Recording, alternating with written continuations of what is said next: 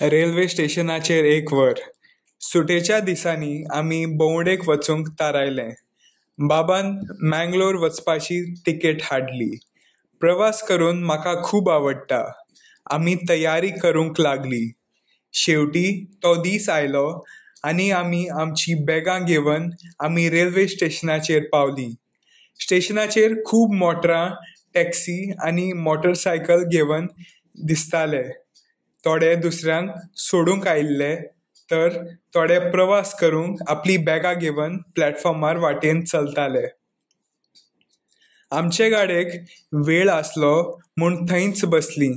नियंत्रण कक्षांतल्यान घोशणा करीत आसले.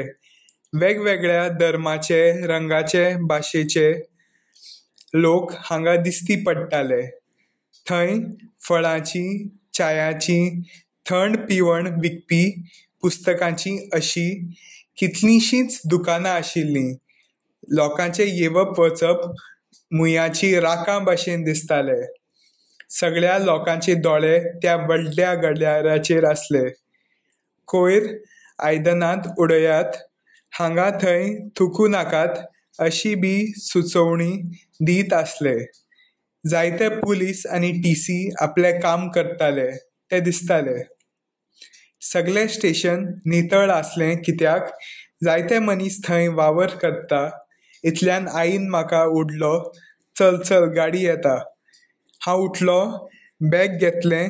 इतल्यान गाडी थांबली आनी आमी कशेंय करून गाडयेंत भितर सरले.